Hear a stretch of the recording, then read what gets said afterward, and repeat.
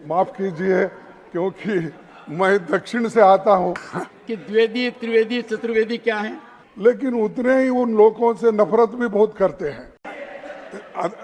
Chairman साहब भी वैसा ही करते करके। राष्ट्रपति जी, सर इसको डिलीट कर देंगे कि मैं भी ऐसा करता हूं। This is deleted. राष्ट्रपति जी संसद का सबसे अहम हिस्सा है, हम उनका बहुत सम्मान करते हैं।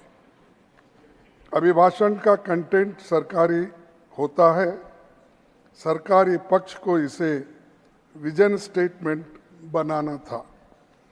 चुनौतियों से कैसे निपटेंगे ये बताना जरूरी था, लेकिन उसमें ऐसी कोई कंटेंट नहीं है।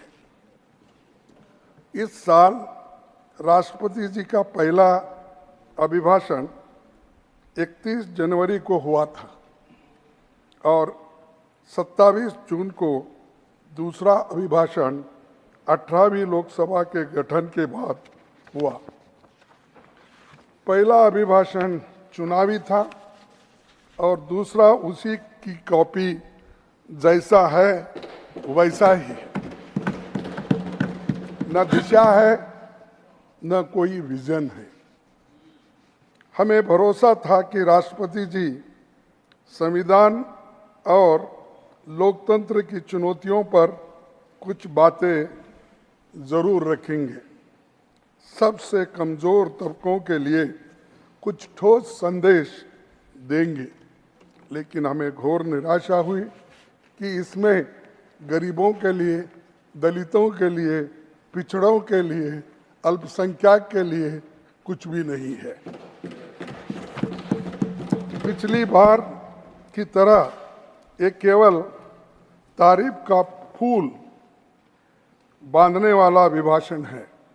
और इतनी तारीफ तो हमारे द्विवेदी साहब, कभी कभी कंफ्यूजन होता द्विवेदी त्रिवेदी चतुर्वेदी, इसमें माफ कीजिए क्योंकि मैं दक्षिण से आता हूँ। ये इन शब्दों से मैं ज़्यादा वाकुफ नहीं। We can have half an hour discussion on this if you want. Pardon? We can have half an hour discussion on this. कि द्विवेदी त्रिवेदी चतुर्वेदी क्या है। नहीं, वो तो द्विवेदी बोले तो 2 वेद पढ़े सो पंडित है, उसीलिए द्विवेदी बोलते हैं। हाँ, त्रिवेदी 3 वेद पढ़े, अब एक चतुर्वेदी बचा, वो 4था वेद पढ़े सो जो आएंगे वो देखेंगे। तो ये जो है उन्होंने तो खूब तारीफ की और ये तारीफ की फूल बांधने में बहुत माहिर है और वो उर्दू के बहुत बड़े प्यारे हैं। लेकिन उतने ही उन लोगों से नफरत भी बहुत करते हैं क्योंकि आरएसएस का थोड़ा बैकग्राउंड उनको नहीं है।